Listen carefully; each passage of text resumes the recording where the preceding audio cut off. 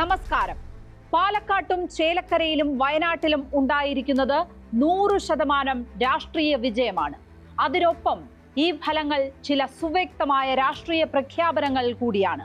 ഒന്നാമത്തേത്, കോൺഗ്രസിൽ വി.ഡി. സതീശന് ആദ്യമായി നേതൃത്വ മേൽക്കൈ ലഭിക്കുകയാണ്. Leader of the opposition, leader of the party കൂടിയാവുകയാണ്. രണ്ടാമത്തേത്, സംസ്ഥാനത്ത് ഭരണവിരുദ്ധ വികാരം ഉണ്ടെന്ന് ഇനി കോൺഗ്രസിന് പറയാൻ കഴിയില്ല. ചേലക്കരയിൽ ലോക്സഭാ തെരഞ്ഞെടുപ്പിൽ കെ രാധാകൃഷ്ണന് ലഭിച്ചതിനേക്കാൾ വോട്ടാണ് ഈ നിയമസഭാ തെരഞ്ഞെടുപ്പിൽ UR പ്രദീപ് നേടിയത്. മൂന്നാമത്തേതാണ് ഏറ്റവും ശ്രദ്ധേയം. കേരളത്തിൽ ശതകോടികൾ ചെലവഴിച്ചിട്ടും BJPയുടെ വളർച്ച മുകളിലേക്കല്ല. സുരേഷ് ഗോപി ലോക്സഭയിലേക്ക് നേടിയത് താരവിജയമാണ്, രാഷ്ട്രീയ വിജയമല്ല. E. ശ്രീധരൻ നിന്നിടത്ത് നിന്ന് പല പടി താഴേക്ക് ഇറങ്ങിയുള്ള C. കൃഷ്ണകുമാറിന്റെ നിൽപ്പും പറയുന്നത് BJP രാഷ്ട്രീയമായി വളരുന്നില്ല എന്ന് തന്നെയാണ്. P. സരിന്റെ ഇടതുപക്ഷത്തേക്കുള്ള വരവും സന്ദീപ് വാര്യരുടെ കോൺഗ്രസിലേക്കുള്ള വരവും വോട്ടിംഗ് നിലയിൽ പ്രതിഫലിച്ചു. അങ്ങനെയില്ല എന്ന് പറഞ്ഞാൽ അതിൽ സത്യമില്ല. സ്പോട്ട്ലൈറ്റ് ആരംഭിക്കുന്നു. ഉപതെരഞ്ഞെടുപ്പിലെ രാഷ്ട്രീയ വിധികൾ. ഷാഫി പറമ്പിൽ 2016 നേടിയ 17,483 വോട്ടിന്റെ ഭൂരിപക്ഷം രാഹുൽ മാങ്കൂട്ടത്തിൽ മറികടന്നതോടെ കേരളത്തിൽ രാഷ്ട്രീയം വീണ്ടും മതത്തിനുമേൽ കൊടിപാറിക്കുകയായിരുന്നു. അല്പം കൂടി തെളിച്ചു തന്നെ ഇക്കാര്യം പറയാം. BJP കൊടിപാറിക്കുന്ന മണ്ഡലത്തിൽ മുസ്ലിം സ്ഥാനാർത്ഥിയെ നിർത്തി ന്യൂനപക്ഷ വോട്ട് ഏകോപിപ്പിച്ചാണ് കോൺഗ്രസ് ജയിച്ചിരുന്നത് എന്നായിരുന്നു ആരോപണം. ഷാഫി പറമ്പിൽ രാഷ്ട്രീയ ജീവിതത്തിൽ മതേതരമല്ലാത്തതൊന്നും പറയുകയോ ചെയ്യുകയോ ഉണ്ടായിട്ടില്ല. എന്നിട്ടും ഷാഫിയുടെ വിജയത്തെ 2021 E. ശ്രീധരനോട് കഷ്ടിച്ച് ജയിച്ചപ്പോൾ മാത്രമല്ല, 2016 2011 വ്യക്തമായി ജയിച്ചപ്പോഴും ന്യൂനപക്ഷ ഏകീകരണം കൊണ്ട് എന്ന് രേഖപ്പെടുത്തുന്നത് പതിവായിരുന്നു. ഇത്തവണ മത്സരിച്ചത് രാഹുൽ മാങ്കൂട്ടത്തിലും C. കൃഷ്ണകുമാറും P. സരിനും. സമുദായം നോക്കാതെ വ്യക്തികളെ നോക്കിയാണ് LDFും UDFും സ്ഥാനാർത്ഥികളെ നിർത്തിയതെന്ന് തീർത്തു പറയാം. BJP ഹിന്ദുവല്ലാത്ത ഒരാളെ പാലക്കാട്ട് സ്ഥാനാർത്ഥിയാക്കിയാൽ മാത്രമേ ചർച്ചയ്ക്ക് വകയുള്ളൂ. രാഹുൽ മാങ്കൂട്ടത്തിൽ പത്തനംതിട്ടയിൽ നിന്ന് പാലക്കാടേക്ക് വണ്ടി ഇറങ്ങുമ്പോൾ ഒട്ടും അപരിചിതത്വം ഇല്ലാതെയാണ് പ്രചാരണം ആരംഭിച്ചത്. ഷാഫി പറമ്പിൽ 2016 നേടിയ ഭൂരിപക്ഷം മറികടന്നതോടെ മറ്റൊന്നുകൂടി അവകാശപ്പെടാം. ഷാഫിയുടെ തണലിൽ നേടിയ വിജയമല്ല, സ്വന്തം നിലയ്ക്കും രാഹുലിന് വോട്ട് സമാഹരിക്കാൻ കഴിഞ്ഞു. 6 മാസം മുമ്പ് 2024 ലോക്സഭാ തെരഞ്ഞെടുപ്പിൽ A. വിജയരാഘവൻ എന്ന പോളിറ്റ് ബ്യൂറോ അംഗം പാലക്കാട് നിയമസഭാ മണ്ഡലത്തിൽ നേടിയത് 34,640 വോട്ടാണ്. ആ വോട്ടിനെ 37,293 വോട്ടായി വർദ്ധിപ്പിക്കാൻ കഴിഞ്ഞതുകൊണ്ട് തന്നെയാണ് P. സരിൻ മികച്ച സ്ഥാനാർത്ഥിയാകുന്നത്. കഴിഞ്ഞ നിയമസഭാ തെരഞ്ഞെടുപ്പിൽ BJPയുമായുള്ള അന്തരം 15,000 വോട്ടായിരുന്നെങ്കിൽ ഇപ്പോൾ അത് 2,250 കുറയ്ക്കാൻ കഴിഞ്ഞു.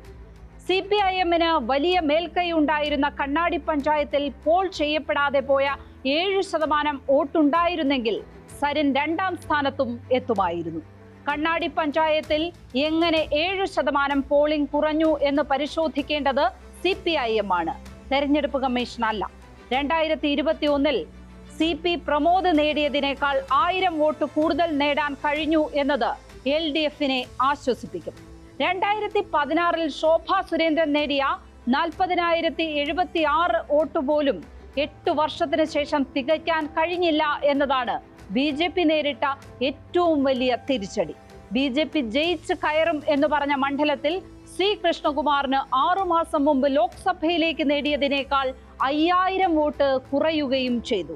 ഇതാണ് വർഗീയതയുടെ പ്രതിഫലനം കുറവാണ് എന്ന് പറയാനുള്ള കാരണം. SDPIയും ജമാഅത്തെ ഇസ്ലാമിയും ഈ തെരഞ്ഞെടുപ്പിൽ UDFിന് വേണ്ടി വലിയ പ്രചാരണം നടത്തി. അങ്ങനെ നടത്തിയ പ്രചാരണം വർഗീയ ധ്രുവീകരണത്തിന് കാരണമായിട്ടുണ്ടെങ്കിൽ മറുവശത്ത് BJPക്ക് വോട്ട് കൂടുമായിരുന്നു. BJPക്ക് വോട്ട് കുറഞ്ഞു എന്നത് തന്നെയാണ് ന്യൂനപക്ഷ വർഗീയതയോ ഭൂരിപക്ഷ വർഗീയതയോ മണ്ഡലത്തിൽ ഏശിയില്ല എന്നതിന്റെ സൂചന. പാലക്കാട് നഗരസഭയിൽ പരമ്പരാഗതമായി BJP മാത്രം ലീഡ് ചെയ്യുന്ന ബൂത്തുകളിൽ പോലും രാഹുൽ മാങ്കൂട്ടത്തിൽ ഒപ്പമെത്തുകയോ മുന്നിലെത്തുകയോ ചെയ്തു. BJP ശക്തി കേന്ദ്രങ്ങളിലെ ആ മുന്നേറ്റം എന്തായാലും സന്ദീപ് വാര്യർ പാർട്ടി വിട്ടതിന്റെ പ്രതിഫലനം ആകണമെന്നില്ല. സന്ദീപ് വാര്യരെ പോലെ നല്ലൊരു വിഭാഗം ആളുകൾ മതാധിഷ്ഠിത വോട്ടിംഗിൽ നിന്ന് രാഷ്ട്രീയാധിഷ്ഠിത വോട്ടിംഗിലേക്ക് മാറി. അവിടെ ജയിക്കും എന്നൊരു സാധ്യത ഇല്ലാതിരുന്നിട്ട് പോലും സരിനും നല്ല നിലയിൽ വോട്ട് ലഭിച്ചു. ചേലക്കരയെ രണ്ട് തരത്തിൽ വിലയിരുത്തണം. 2021 തെരഞ്ഞെടുപ്പിൽ കെ രാധാകൃഷ്ണൻ ലഭിച്ചതിന്റെ 1/3 ഭൂരിപക്ഷം മാത്രമേ UR പ്രദീപിന് ഇത്തവണയുള്ളൂ. 39,400 വോട്ടിന്റെ ഭൂരിപക്ഷം 12,201 കുറഞ്ഞു. അതിലേറെ പ്രസക്തം കഴിഞ്ഞ ലോക്സഭാ തെരഞ്ഞെടുപ്പിൽ കെ രാധാകൃഷ്ണന് ഇവിടെ കിട്ടിയ ഭൂരിപക്ഷത്തിന്റെ ഇരട്ടി UR പ്രദീപ് നേടി എന്നതാണ്.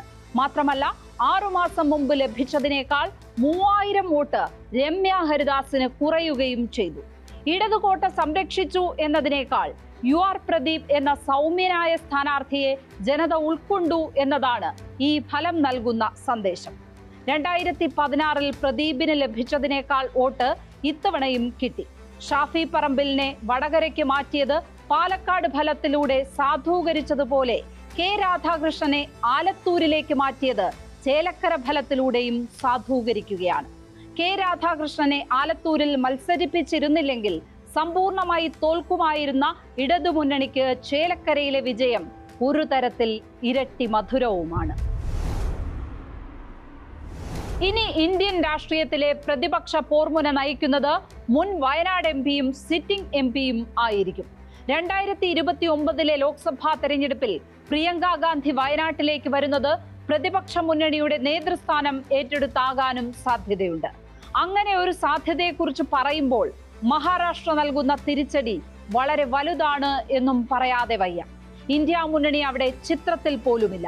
എന്നാൽ വരിഞ്ഞു മുറുക്കിയിട്ടും JMM നയിച്ച മുന്നണി ജാർഖണ്ഡിൽ തേരു തെളിക്കുകയും ചെയ്തു.